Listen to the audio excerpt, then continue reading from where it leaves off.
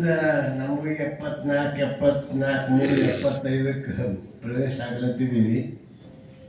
ಮತ್ತು ಮುಂದೆ ಯಾರಪ್ಪ ಪ್ರವಚನ ನಿರಂತರ ಹೇಳಿಕೆ ಅಂತ ಚಿಂತೆ ಇತ್ತು. ಗುರುಗಳ ಪ್ರವಚನ ಕೇಳಿ ಬಾಲ್ಕಿ ಮಠ ನಿಶ್ಚಿಂತ ಆಗ್ಯದ, ನಿರಾಳ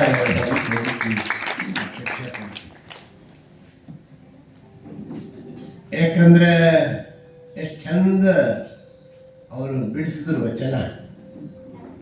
ಹೆಂಗ ಶಾಲ್ಯಾಗ ಮಾಸ್ತರ ಗಣಿತ ಹೆಂಗ್ ಬಿಡಿಸ್ತಾನಲ್ಲ, ಸ್ಟೆಪ್ ಬೈ ಸ್ಟೆಪ್ ಜರ ಓದಿದವ್ರಿಗೆ ಗೊತ್ತಾಗ್ತದೆ. ಮೊದಲನೇ ಸ್ಟೆಪ್, ಎರಡನೇ ಸ್ಟೆಪ್, ಮೂರನೇ ಸ್ಟೆಪ್, ನಾಲ್ಕನೇ ಸ್ಟೆಪ್ ಅಂತ ಹಂಗೆ ಅವ್ರು ಬಿಡಿಸ್ಕೋತ ಬಂದರು. ನಿಮ್ಮಿಂದ ಸಂಬಂಧ ತಗೊಂಡು ಬಿಡಿಸ್ಕೋತ ಬಂದರು. ಇದೇ ಪ್ರವಚನದ, ಇದಕ್ಕೆ ಪ್ರವಚನ ಅಂತ ಕರೀತಾರೆ. ಅವ್ರೇನು ಹೇಳಿದ್ರು, ದೇವ್ರು ಹೆಂಗದನಪ್ಪ, ನಿಶ್ಚಿಂತದನ, ನಿರಾಳದನ ಅಂತ ಹೇಳಿದ್ರು. ನಾವು ಪರಮಾತ್ಮನನ್ನ ಅರ್ತೀವಿ ಅಂದ್ರೆ ನಾವು ನಿಶ್ಚಿಂತಿರ್ತೀವಿ, ನಿರಾಳಿರ್ತೀವಿ. ಮತ್ತು ಅವ್ರು ಇನ್ನೊಂದು ಮಾತು ಹೇಳಿದ್ರು, ಈ ಪರಮಾತ್ಮ ಸೃಷ್ಟಿ ಮಾಡ್ಯಾನ. ಯಾಕೆ ಸೃಷ್ಟಿ ಮಾಡ್ಯಾನ? ವಿನೋದಕ್ಕಾಗಿ ಮಾಡ್ಯಾನ ಅಂತ. ಮನಸ್ಸು ಬರ್ಲಂತಿತ್ತು. ನೀವು ಎಲ್ಲಾರ ಹೊಲ್ದಾಗ ಕುಂತ್ರೆ ಮನಸ್ಸು ಬರ್ಲು, ಅಲ್ಲೇ ಒಂದು ಕಟ್ಟಿಗೆ ಇರ್ತದ, ಹಿಂಗ ಹಿಂಗ ಮಾಡ್ತೀರಿ, ಮತ್ತೆ ಹೇಳಪ್ಪರಿ ಕಿಡಿಸಾಕಿ ಹೇಳ್ತೀರಿ. ಅದು ವಿನೋದ. ಹಂಗ ದೇವರು ವಿನೋದಕ್ಕಾಗಿ ಇದನ್ನ ಸೃಷ್ಟಿ ಮಾಡಿದ. ಮತ್ತ ಸೃಷ್ಟಿ ಮಾಡವನ್ ಹೆಂಗದನ? ನಿಶ್ಚಿಂತದನ, ನಿರಾಳದನ. ಈ ನಿಶ್ಚಿಂತ ನಿರಾಳ ಎಲ್ಲ ಮಾಡಿದ್ರು ಅವ ಹೆಂಗ ನಿಶ್ಚಿಂತ ನಿರಾಳದನಲ್ಲ, ಹಂಗ ನಾವು ಏನ್ ಮಾಡ್ಬೇಕು? ಎಲ್ಲ ಮಾಡ್ಬೇಕು. ತಿಜೋರಿದ ರೊಕ್ಕ ಎಣಿಸ್ಬೇಕು, ಹೊಲ ತಗೋಬೇಕು, ಮನೆ ಕಟ್ಟಬೇಕು, ಬಿತ್ತಬೇಕು, ಬೆಳಿಬೇಕು. ಎಲ್ಲ ಮಾಡಿದ್ರು ನಾವು ಹೆಂಗಿರ್ಬೇಕಪ್ಪ? ನಿಶ್ಚಿಂತ ನಿರಾಳ ಇರ್ಬೇಕು. ಯಾರು ಜೀವನದಾಗ ಎಲ್ಲ ಮಾಡಬೇಕು, ಮಾಡೋದ್ ಬಿಟ್ಟು ಇಲ್ಲೋ ಗವ್ಯಾಗ ಕುಂತ ಎಲ್ಲ ಬಿಟ್ಟು ಕೂಡ್ತಾರಲ್ಲ ಕೆಲವರು, ಅದು ಶರಣರು ಒಪ್ಪಿಲ್ಲ. ಎಲ್ಲ ಬಿಟ್ಟು ಇಲ್ಲೋ ಗವ್ಯಾಗ ಕುಂತ್ರೆ ಅದೇನು ಬಿಡ್ತದೇನು? ಇಲ್ಲ. ಯಾರೋ ಒಬ್ರು ಸನ್ಯಾಸಿ ಎಲ್ಲ ಬಿಟ್ಟು ಆ ಒಂದು ಸಣ್ಣ ಗುಡಿಸಲು ಹಾಕೊಂಡು ದಿನ ಭಿಕ್ಷೆ ಬೇಡಿ ಹಳ್ಳದ ದಂಡಿಗೆ ಒಂದು ಬಂಡೆಗಲ್ಲಿನ ಮೇಲೆ ಕುಂತು ಊಟ ಮಾಡ್ತಿದ್ನು. ದಿನ ಅದೇ ಬಂಡೆಗಳ ಮೇಲೆ ಕುಂತು ಉಂತಿದ್ದ. ಅವಾಗ ಒಂದ್ ದಿವಸ ಅವನಿಗಿಂತ ಮೊದಲೇ ಮತ್ತೊಬ್ಬ ಭಿಕ್ಷಕಲ್ಲಿ ಕುಂತು ಉಳ್ಳತ್ತಿದ್ದ. ಇವ ಬಂದ, ತೋಳಿದ, ಮಗನೇ ನಾ ದಿನ ಬಂಡೆಗಲ್ಲಿನ ಮೇಲೆ ಕೂಡ್ತೇನೆ, ನೀನು ನಿಂದೆ ಯಾಕಾಯ್ತಿದ್ದು? ಅವ ಇಬ್ರು ಜೋಲಾಯ್ತು. ಎಲ್ಲ ಬಿಟ್ಟು ಬಂದು ಮತ್ತಿದೇನಾಗ್ಯದ, ಬಂಡೆಗಲ್ಲಿಗೆ ಹಿಡ್ಕೊಂಡು ಕುಂತಾನವ. ಹಂಗ ಅದಕ್ಕೆ ಬಸವಣ್ಣವ್ರು ಹೇಳ್ತಾರೆ, ನೀ ಎಲ್ಲಿ ಇರ್ತಿ ಅನ್ನೋದು ಮುಖ್ಯ ಅಲ್ಲ, ಎಲ್ಲಿ ಇದ್ದಲ್ಲಿನೇ ನಮ್ಮ ಮನಸ್ಸು ನಿಶ್ಚಿಂತವಾಗಿ ಮಾಡಿಕೊಂಡ್ರೆ ಅದು ಬದುಕು, ಅದು ಜೀವನ, ಅದು ಜೀವನ. ನೀ ಎಲ್ಲೇ ಇರು. ಬ್ಯಾಂಕ್ ಮ್ಯಾನೇಜರ್ ರೊಕ್ಕ ಎಣಿಸ್ತಾನೆ. ಇಲ್ಲಿ ನಮ್ಮ ಗಣಪತಿ ಬಾವಿಯವ್ರು ಬಂದ ದಿನ ಕೋಟಿಗಟ್ಲೆ ಎಣಿಸ್ತಾನೆ ಬ್ಯಾಂಕಿನ. ನಂದು ಅಂದ್ರೆ ನಡೀತದೆ, ಎಣಿಸ್ತಾರ, ಇಡ್ತಾರ. ಹಂಗ ದೇವ್ರೇನ್ ಮಾಡ್ದ? ಎಲ್ಲ ಮಾಡ್ದ, ಸುಮ್ ಕುಂತಿಲ್ಲ. ದೇವ್ರ ಅದನ್ನು ಸುಮ್ ಕುಂತಿಲ್ಲ. ಸೃಷ್ಟಿ ಮಾಡ್ದ, ಇಳೆ ಮಾಡ್ದ, ಬೆಳೆ ಮಾಡ್ದ, ಸತ್ತಿ ಸಾಗರ ಎಲ್ಲನೂ ಮಾಡ್ದ. ಎಲ್ಲ ಮಾಡಿದ್ರು ಅವ ಹೆಂಗದನ? ನಿಶ್ಚಿಂತದನ, ಚಿಂತಾರಹಿತದನ. ಹಾಗೆ ನಾವು ಹೆಂಗಿರ್ಬೇಕು? ಎಲ್ಲ ಮಾಡಿದ್ರು, ಕಾರೋಬಾರ್ ಎಲ್ಲ ಮಾಡಿದ್ರು ಯಾವುದಕ್ಕೂ ಹಚ್ಕೊಳ್ಳಾರ್ದೆ ನಿಶ್ಚಿಂತ ನಿರಾಳಿರ್ಬೇಕು. ಅದಕ್ಕೆ ನೀವು ಮನೆಗೆ ಹೋಗಿ ಅವ್ರ ಮಾತು ನೆನ್ಪಿಟ್ರೆ ಸಾಕು. ಎಲ್ಲ ಮಾಡ್ರಿ, ಯಾರು ಏನಲ್ಲಿ ಆಡ್ಲಿ, ಅವರಲ್ಲಿ ಇವರಲ್ಲಿ ಏನಂದ್ರು ನಿಶ್ಚಿಂತ ನಿರಾಳ. ಇವ್ಯಾರು ಶಬ್ದ ನೆನಪಿಡ್ರಿ, ನಿಮ್ಮ ಜೀವನ ಆಯುಷ್ಯ ವೃದ್ಧಿ ಐತಿ, ನೀವು ಶತಾಯುಷ್ಯಗಳಾಗ್ತೀವಿ. ನಮಗೆ ಯಾವುದು ಆಯುಷ್ಯ ಕಮ್ಮಿ ಮಾಡತ್ತದಂದ್ರೆ ನಮ್ಮ ಚಿಂತಿನೇ ಆಯುಷ್ಯ ಕಮ್ಮಿ ಮಾಡತ್ತ. ನಮ್ಮ ಚಿಂತಿ ನಮ್ಮ ಆಯುಷ್ಯ ಕಡಿಮೆ ಮಾಡ್ತದೆ. ಅದಕ್ಕೆ ಎಂದೂ ಚಿಂತೆ ಮಾಡಬಾರ್ದು. ನಾವು ಚಿಂತೆ ಎಂದೂ ಮಾಡಬಾರ್ದು. ಇರ್ತದೆ ಒಮ್ಮೆ ಹೆಚ್ಚು ಕಡಿಮೆನು, ಒಮ್ಮೆ ಹೆಚ್ಚಾಯ್ತು, ಒಮ್ಮೆ ಕಡಿಮೆ ಆಯ್ತು, ಒಬ್ರು ಬೈತಾರ, ಒಬ್ರು ಹೊಗಳ್ತಾರ, ಹಂಗ ಇರ್ತದ, ಹಿಂಗಿರ್ತದೆ, ಏನೇನೋ ಇರ್ತದ. ಈಗ ಅನೇಕ ಸಮಸ್ಯೆಗಳು ಇರ್ತಾವ. ಆದ್ರೂ ಅದ್ರಲ್ಲಿ ನಾವು ಹೆಂಗಿರಬೇಕು? ಆನಂದವಾಗಿರಬೇಕು, ನಿಶ್ಚಿಂತವಾಗಿರಬೇಕು. ಈಗ ನಮ್ಮ ಮಠದಾಗಿಂದ ಏನಾರ ಒಂದು ಸಮಸ್ಯೆ ಆಯ್ತು, ಗುರುಕುಲ ಏನೋ ಸಮಸ್ಯೆ, ಅವ್ರು ಹೇಳಕ್ ಬರ್ತಾವ, ಅಪ್ಪೂರೇ ಅವ ಹಿಂಗ್ ಮಾಡ್ಯಾನ ನೋಡ್ರಿ, ಹಿಂಗ್ ಮಾಡ್ಯಾನ, ಹಿಂಗ್ ಮಾಡ್ಯಾನ ನೋಡ್ರಿ. ನಾ ಶಾಂತ ಕೊಡ್ತೀನಿ. ಹೌದಾ ಹೌದಾ, ಆಯ್ತಪ್ಪ, ಕೇಳ್ತೀನಿ, ವಿಚಾರ ಮಾಡ್ತೀನಿ ಅವಂತ. ಅಪ್ಪರಿಗೆ ಏನು ಹೇಳಿದ್ರು ದಂಡ. ಸಪ್ಪುಗರ ಸಪ್ಪು ಗಡಿಯರ ಅಂತ ಅವನಂಗ ನಾವು ಹೆಂಗ್ ಮಾಡ್ಯಾರವ ಬದ್ಮಾಸ್. ನಾನು ತೋಳಿ ಹೇಳ್ದಂದ್ರೆ ಅವಾಗ ಏನಂತೀರ? ಅಪ್ಪರ್ ಭಾಳ ಕಡಕ್ಕರ ಅಂತ. ಹಾಗಲ್ಲ. ಯಾರು ನಿಮ್ಗೆ ಹಂಗೆ ಆಗ್ತದೆ ಒಂದ್ಸಲ. ಯಾರೋ ಅಕ್ಕ ನೀನ್ ಕೇಳೋದೇ ಇಲ್ಲ, ಕೈಕಿ ನಿನ್ ಬೇಕು ಹಿಂಗಂದವಳೆ ಅಕ್ಕ ಅಂದ್ರೆ ಮುಗೀತು, ನಮ್ದು ಏರ್ತು. ಹಂಗಾರ ಹಿಡ್ಕೊಂಡು ಊರಲ್ಲಿ ನತ್ತಿತನ ಬಿಸಿ ಬಿಸಿ ಬಿಸಿ ಏರ್ತು ಭಾಳ ಜಲ್ದಿ ಏರ್ತದ. ಈ ಹಿಂದಕ್ಕೆ ಉಪ್ಪಿನಕಾಯಿ ಹಾಕ್ತಿರ್ ನೋಡ್ರಿ ಮನ್ಯಾಗ, ಈಗ ಹರ್ದಿ ತರ್ಲತ್ತೀವಿ, ಅದೇ ಮುಗಿಗೂ ಇರೋದು ಎಲ್ಲಿ ಇರೋದು. ಹಿಂದಕ್ಕ ದೊಡ್ಡ ರಂಜಣಿಗೆ ಅಂತದಾಗ ದೊಡ್ಡ ಗಡಿಗೆ ತಂದು ಅದರ ಮನೆಗೆ ಮಾವಿನಕಾಯಿ ಕಡಿದು ಅದು ಸಾಸಿ ಅವು ಇವು ಎಲ್ಲ ಸಾಮಗ್ರಿಗಳು ತರಿಸಿ ಚಂದ ಉಪ್ಪಿನಕಾಯಿ ಹಾಕಿದ್ರೆ ಮುಂದಿನ ಮಾವಿನಕಾಯಿ ಸುಗ್ಗಿತನ ಅದಕ್ಕೇನು ಐತಿದ್ದಿಲ್ಲ. ಹಂಗೆ ಮುಂತಾನೆ ಇರ್ತಿರು ವರ್ಷಾನ್ಗಟ್ಲೆ. ಅದು ಸುರು ಹಾಕಿದ ತಕ್ಷಣ ಸ್ವಲ್ಪ ಅದು ಹೆಚ್ಚಿಗೆ ಹಚ್ಕೊಂಡು ಉಂಡೆ ಬಂದ್ರೆ ಮುಗಿಗೆ ಏರ್ತಿತ್ತು ನೋಡಿ, ಗೊತ್ತದ ಇಲ್ಲ? ಉಂಡಿದೆ ಇಲ್ಲ ಅದು, ಆ ಮುಗಿಗೆ ಏರ್ತಿತ್ತದು. ಹಂಗ ನಾವು ಯಾರಾದ್ರೂ ಏನಾರ ಅಂದ್ರೆ ನಾವು ಏನ್ ಮಾಡ್ತೀವಿ? ಸಣ್ಣ ಮುಗಿಗೆ ಏರ್ಸ್ಕೊತೀವಿ, ತಲೆಗೆ ಏರ್ಸ್ಕೊತೀವಿ. ಹಂಗೆ ಏರ್ಸ್ಕೋಬಾರ್ದು. ಅದಕ್ಕೆ ಯಾರೇನು ಅಲ್ಲಿ ಒಬ್ರು ಸ್ತುತಿ ಮಾಡ್ತಾರ, ಒಬ್ರು ನಿಂದ ಮಾಡ್ತಾರ. ಅದಕ್ಕೆಲ್ಲ ನಾವು ತಲೆ ಕೆಡಿಸ್ಕೋಬಾರ್ದು. ನಮ್ಮ ಗುರಿ ಏನಿರ್ತದ, ನಮ್ಮ ಉದ್ದೇಶ ಏನಿರ್ತದ, ಉದ್ದೇಶ ಕಡೆಗೆ ಒಂದೊಂದು ಹೆಜ್ಜೆ ಹಾಕೋತ ಹೋಗ್ಬೇಕು. ಅವನು ಟೀಕೆ ಮಾಡಿದ್ದೆಲ್ಲ ಮಾಯ ಆಯ್ತದ, ನಾವು ಒಳ್ಳೆ ಕಾರ್ಯ ಮಾಡಿದ್ದು ಜಗತ್ತಿನ ಉಳಿತದ ಅನ್ನೋದು ನೆನಪು. ಸಾವಿರ ಟೀಕೆ ಮಾಡಿದ್ರು ಅದೆಲ್ಲ ಮರ್ತೋಯ್ತು. ಆದ್ರೆ ನಾವು ಏನು ಒಳ್ಳೇದು ಮಾಡಿ ಹೋಗ್ತೀವಲ್ಲ ಅದು ಮಾತ್ರ ಶಾಶ್ವತವಾಗಿರ್ತದೆ. ಇದು ನೆನ್ಪಿಟ್ಕೋಬೇಕು. ಅದಕ್ಕೆ ನಾವು ಯಾಕೆ ಬಂದೀವಿ ಇಲ್ಲಿ? ಇರಸ್ ತನಕ ಏನಾರ ಸ್ವಲ್ಪ ಒಳ್ಳೇದು ಮಾಡಿ ಹೋಗ್ಲಕ್ ಬಂದೀವಿ. ದೇವ್ರು ಕಳಿಸ್ಕೊಟ್ಟ ನಾವು ಸ್ವಲ್ಪ.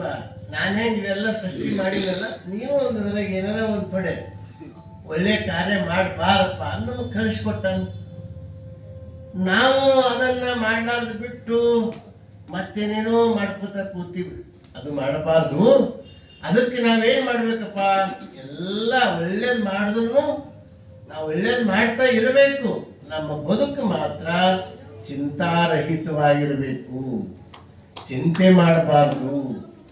ಅದಕ್ಕೆ ಅಂಬಿಗರ್ ಚೌಡ ಹೇಳ ನೋಡ್ರಿ, ನಿಮ್ಗೆ ಗೊತ್ತದ, ಬಡತನಕ್ಕೆ ಉಂಬುವ ಚಿಂತೆ, ಉಂಡರೇ ಉಡುವ ಚಿಂತೆ, ಉಡಲಾದರೆ ಇಡುವ ಚಿಂತೆ, ಇಡಲಾದರೆ ಹಿಂದಿನ ಚಿಂತೆ, ಹೆಂಡರಾದರೆ ಮಕ್ಕಳ ಚಿಂತೆ, ಮಕ್ಕಳಾದರೆ ಬದುಕಿನ ಚಿಂತೆ, ಬದುಕಾದರೆ ಕೇಡಿನ ಚಿಂತೆ, ಕೇಡಾದರೆ ಮರಣದ ಚಿಂತೆ. ಇಂತಪ್ಪ ಹಲವು ಚಿಂತೆಯುಳ್ಳವರನ್ನು ಕಂಡೆ, ಶಿವಚಿಂತೆ ಇದ್ದವರನ್ನು ನಾನೊಬ್ಬರನ್ನು ಕಾಣೆನೆಂದಾತ ಅಂಬಿಗರ ಕೇಳಿಲ್ಲ. ದೀರ್ಘವಾಗಿ ಒಂದು ಚಿಂತೆ ಪಟ್ಟಿನೇ ಕೊಡ್ತಾನ, ಆ ಚಿಂತೆ ಪಟ್ಟಿ ಲೀಸ್ಟೇ ಕೊಡ್ತಾನ. ಅದಕ್ಕೆ ನಾವು ಹಂಗ ಚಿಂತೆ ಎಂದೂ ಮಾಡ್ಬಾರ್ದು. ಮತ್ತೆ ಇನ್ನೊಂದು ನೀವು ನೆನ್ಪಿಟ್ಕೋಬೇಕು, ಚಿಂತೆ ನಮ್ಮನ್ನ ಸುಡುತ್ತದ. ಬೆಂಕಿ ಸತ್ತಿದ್ದನ್ನ ಸುಡ್ತು. ಚಿತೆ ಚಿತೆ ಏನ್ ಮಾಡ್ತದ, ಸತ್ತ ದೇಹವನ್ನ ಸುಟ್ರ ಚಿಂತೆ ಜೀವಂತ ದೇಹವನ್ನ ಸುಡುತ್ತದ. ಅದಕ್ಕೆ ನೀವು ಯಾರು ಎಲ್ಲರೂ ನಾವು ಬಯಸಿದಂಗ ಆಗಲ್ಲ, ನೆನ್ಪಿಟ್ಕೋಬೇಕು. ಎಲ್ಲರೂ ನಾವು ಅಪೇಕ್ಷೆ ಪಟ್ಟಂತೆ ಆಗಲ್ಲ. ಒಂದೊಂದು ಸಲ ದೇವ್ರ ಇಚ್ಛೆ ಪ್ರಕಾರನೂ ನಡೀತದ. ಅದಕ್ಕೆ ನಾವು ಸಮಾಧಾನದಿಂದ ಇದ್ದು ನಿಶ್ಚಿಂತ ಬದುಕು ಸಾಗಿಸಿದ್ರೆ ನಮ್ಮ ಜೀವನ ಅದು ಸಾರ್ಥಕ ಆಗ್ತದೆ. ಅದಕ್ಕೆ ನಮ್ಮ ಬದುಕು ಹಾಗೆ ನಿಶ್ಚಿಂತ ಇರಬೇಕು. ಹಂಗಾರೆ ನಿಶ್ಚಿಂತ ಯಾಕಿರಲ್ಲಪ್ಪ ಅಂತ ನಾವು ಒಂದು ಪ್ರಶ್ನೆ ಮಾಡಿದ್ರೆ, ಇದಕ್ಕೇನಂದ್ರೆ ನಾವು ಸ್ವಲ್ಪ ಮಾಯೆಯ ಬಲಿಯಲ್ಲಿ ಸಿಲುಕಿದೀವಿ. ನಾನು, ನನ್ನದು, ನಾ ನಾ ನಾ ನಾ ನಾ ನಾ ಈ ಬಲಿಯಲ್ಲಿ ಸಿಲುಕಿರೋದ್ರಿಂದ ನಾವು ನಿಶ್ಚಿಂತ ಇರ್ಲಿಕ್ಕೆ ಸಾಧ್ಯ ಆಗ್ತದೆ. ಆ ಬಲೆಯಿಂದ ಬಿಡಿಸ್ಕೋಬೇಕು. ಒಂದು ಉದಾಹರಣೆ ಹೇಳ್ತೀನಿ. ಇವ ನಾನು ತಿಳ್ಕೊ, ಕೋಟ್ಯಾಧೀಶನ ಅವ ಅವನ ಮನ್ಯಾಗ ಒಂದು ಗೋಡೌನ್ ಅದ, ದೊಡ್ಡ ಗೋಡೌನ್ ಅದ. ಗೋಡೌನ್ ತುಂಬಾ ಜೋಳ ಅಕ್ಕಿ ಎಲ್ಲ ಹಚ್ಚಿರ್ತಾನೆ. ಇಲಿಗಳು ಬಂದಿರ್ತಾವ ಒಳಗೆ, ಗೊತ್ತದೆ. ಈ ಗೋಡೌನ್ ಇದ್ದಲ್ಲಿ ಇಲ್ಲಿ ಬರೋದು ಸಹಜ, ಅದ ಬರ್ತಾವ. ಅವು ಸಾಯೋ ಸ್ಥಾನ ಅವ್ರ ವಂಶ ಪಾರಂಪರ್ಯ ಇರೋ ಸ್ಥಾನ ತಿಂದ್ರೂ ಅವಕ್ಕೇನು ಕಮ್ಮಿ ಇರಲ್ಲ. ಅವ ಮಾಲಕ್ ಏನ್ ಮಾಡ್ತಾನ, ಒಂದು ಇಷ್ಟು ಭಜ ಕರಿತಾನ. ಭಜ ಕರೆದು ಒಂದು ಬಲಿ ಇಡ್ತಾನೆ. ಇಟ್ಟು ಒಳಗ ಅದು ಸಿಗಿಸ್ತಾನೆ ಭಜಕ್. ಅಷ್ಟೆಲ್ಲ ಚಪ್ಪಿ ಸಿಗಿದ ರುಚಿ ಎಲ್ಲ ಬಿಟ್ಕೊಡ್ತದು. ತಿಳಿತೀಲ್ಲ ನೀವು? ಅಷ್ಟೆಲ್ಲ ರುಚಿ ಬಿಟ್ಕೊಡ್ತು. ಬಿಟ್ಕೊಟ್ಟು ಅಲ್ಲಿ ಏನದು ಏನೋ ಹೊಸದ್ ಕಾಣತ್ತದಲ್ಲ ಅಂತ ಬಂತು. ಅದಕ್ಕೆ ಹೊಸದ್ ಕಾಣತ್ತದಲ್ಲ ಅಂತ ಬಂತು. ಅದು ತಿನ್ಬೇಕಂತ ಒಳಗೆ ಒಂದು ಹಾದಿ ಇರ್ತದ, ಒಳಗ ಹೋಗ್ಲಕ್ಕ. ಆ ಹಾದಿನ ಒಳಗೆ ಹೋಯ್ತು. ಹಾದಿ ಮುಚ್ಕೊಂತು, ಒಳಗೆ ಸುತ್ತಾಡ್ತು. ಮತ್ತೊಂದು ಇನ್ಸಪ್ ಬಂತು, ಅದು ಒಳಗೆ ಹೋಗ್ಬೇಕಂತ. ಒಳಗಿಂದ ಹೇಳ್ತದ, ಬ್ಯಾಡ ನಾನೇ ಸಿಕ್ಕಿಬಿದ್ದೀನಿ, ನಾನೇ ಸಿಕ್ಕಿಬಿದ್ದೀನೋ, ಬೇಡ, ನೀವು ಒಬ್ಬನೇ ತಿನ್ಬೇಕಂತೇನು, ನೀವು ಬದ್ಮಾತ ನೀವು ಒಬ್ಬನೇ ತಿನ್ಬೇಕಂತೇನು, ನಾಳೆ ತಿನ್ಬೇಡ್ದೇನು ಅಂತದು. ಅದ್ರ ಮಾತು ಕೇಳಲ್ಲ. ಇದು ಹೋಯ್ತು ಒಳಗೆ, ಹಿಂಗೆ ಒಂದೊಂದು ಒಳಗೆ ಹೋಯ್ತದ. ಆ ಜೀವನ ಕಳ್ಕೊತದೆ. ಹಂಗ ನಾವು ಆನಂದದ ಸಾಗರ ಪರಮಾತ್ಮನ ಮೇಲೆ ಸೃಷ್ಟಿ ಮಾಡ್ಯಾನ. ಇಷ್ಟೆಲ್ಲ ಮಾಡಿದ್ರಾಗ ಆನಂದ ಇರೋದು ಬಿಟ್ಟು ನಾವು ಯಾವುದಕ್ಕೋ ಒಂದು ಆಸೆ ಮಾಡಿ ನಾವು ದುಃಖ ಸಾಗರದಲ್ಲಿ ಬಿದ್ದು ನಮ್ಮ ಆಯುಷ್ಯವನ್ನ ಇದು ಮಾಡ್ಕೊಳ್ತಾ ಇದ್ದೀವಿ. ನಿಮ್ಗೆ ಇನ್ನೊಂದು ಉದಾಹರಣೆ ಹೇಳ್ತೀನಿ.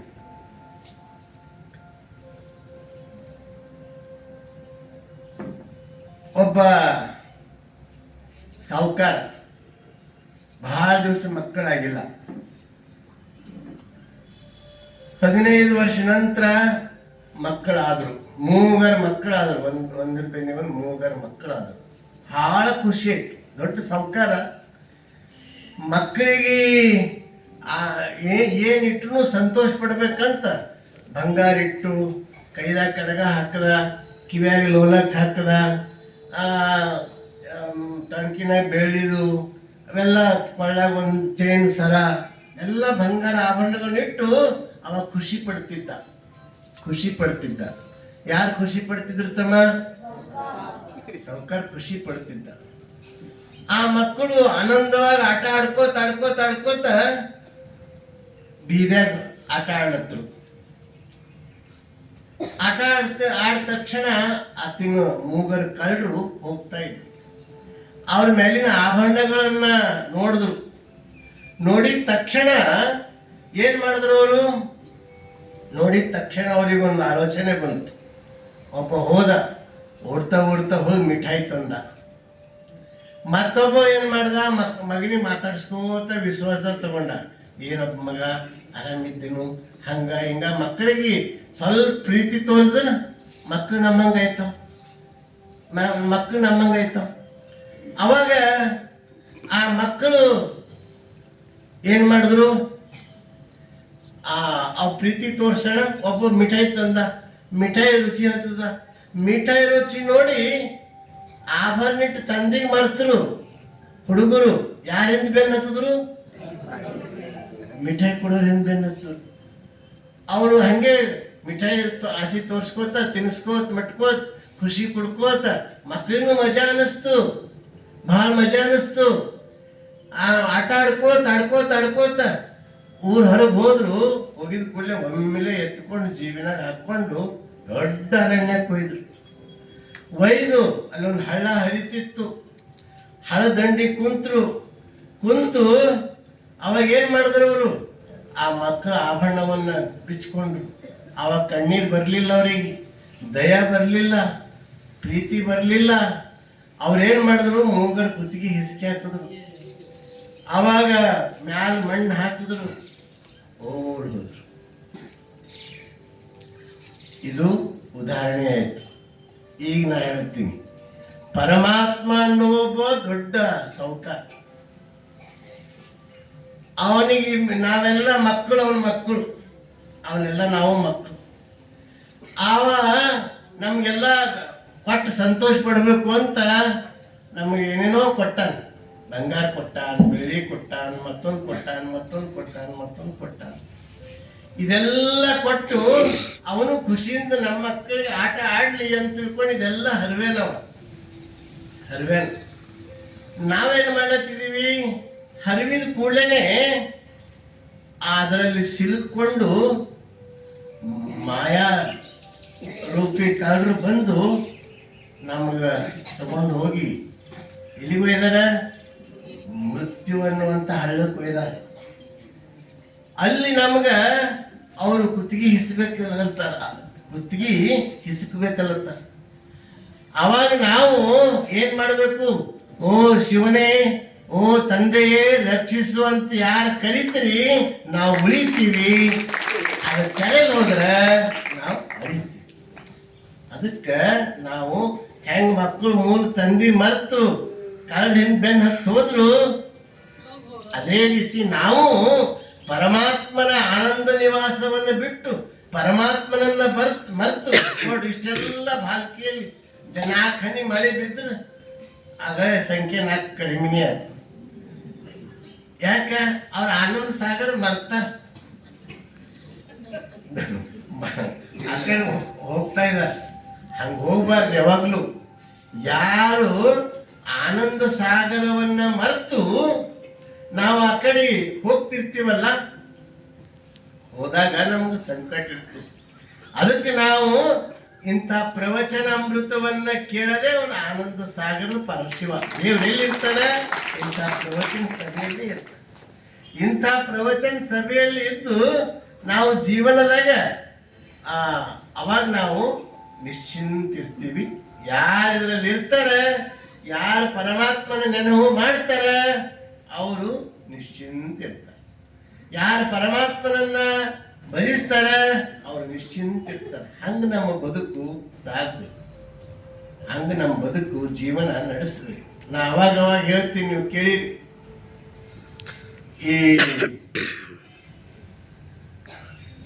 ಆಕಳು ನೀರು ಕುಡಿಲಕ್ಕ ಹೋಗ್ತದ, ನೋಡಿರಿಲ್ಲ? ಆಡು ಆಕಳು ಹೆಂಗ್ ಕುಡಿತದ್ರಿ ನೀರು? ಹಿಂಗ ದಂಡಿ ಕಾಲಿಟ್ಟು ಮುಖ ಒಳಗಿಟ್ಟು ಜರ್ರ ಜರ್ರ ನೀರು ಕುಡಿದು ಮತ್ತೆ ವಾಪಸ್ ಮ್ಯಾಲ ಹೋಗ್ಬಿಡ್ತು. ಎಮ್ಮಿನೂ ನೀರು ಕುಡಿಯೋದು ನೋಡಿದೇನು ನೀವು?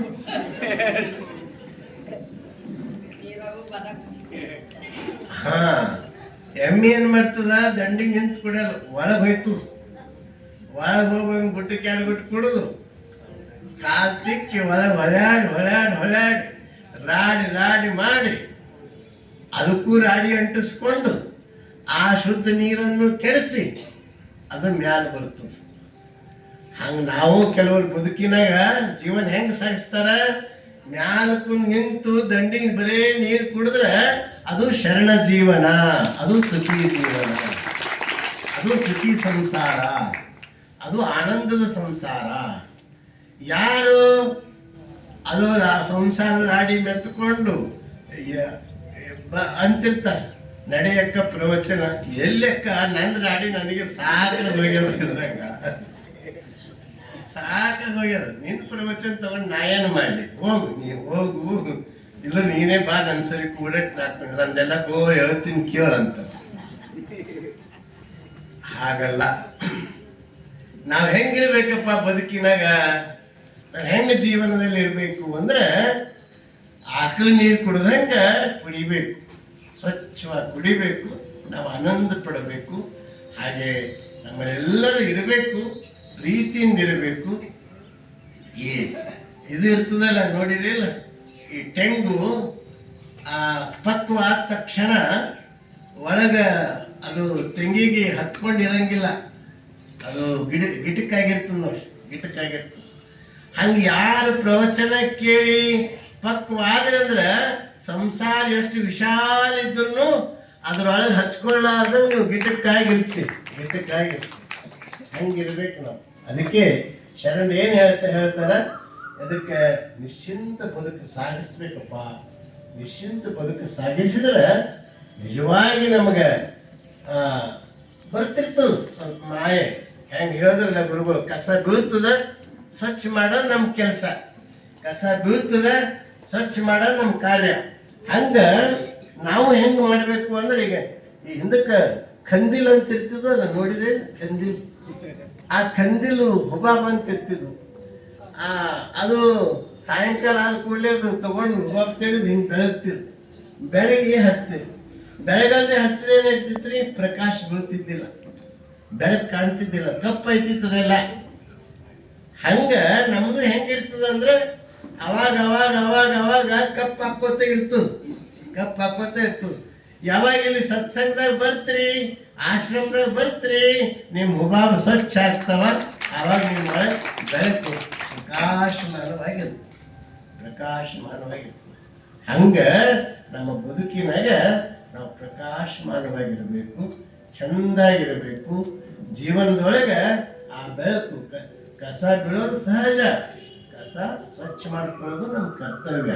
ಅಂದ್ರೆ ನಾವು ನಿಶ್ಚಿಂತ ಬದುಕು ಸಾಗಿಸ್ಲಿಕ್ಕೆ ಹೇಳ್ತಾರೆ. ಅದಕ್ಕೆ ಅಕ್ಕಮದೇವಿ ಹೇಳಿದ್ದೀನಿ, ಹೆದರದಿರು ಮನವೇ ಬೆದರದಿರು ತನುವೆ, ನಿಜವನರಿದು ನಿಶ್ಚಿಂತನಾಗಿರು, ನಿಜವನರಿದು ನಿಶ್ಚಿಂತನಾಗಿರು.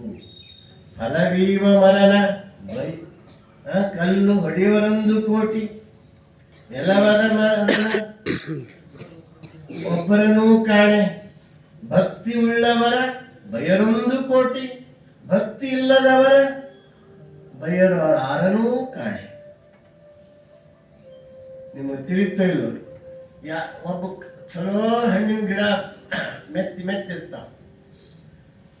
ಯಾ ಹಣ್ಣಿನ ಗಿಡಗಳು ಹಣ್ಣು ಭಾಳ ಇರ್ತಾವಲ್ಲ, ಅದಕ್ಕೆ ಯಾರು ಕಲ್ಲು ಹೊಡೆಯೋದು ಅದಕ್ಕೆ ಹೊಡಿತಾರ್ರಿ? ಹಣ್ಣಿದ್ದ ಗಿಡಕ್ಕೆ ಹೊಡಿತಾರ.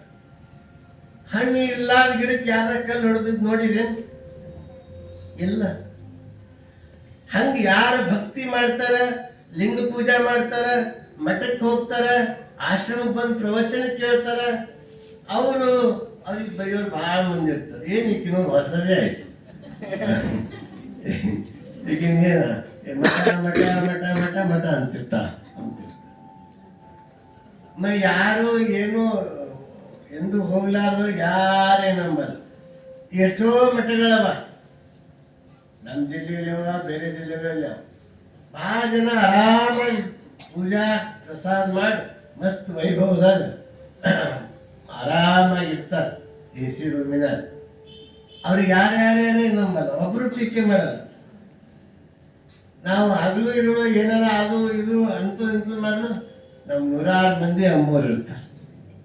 ಹಂಗಿರ್ತದೆ.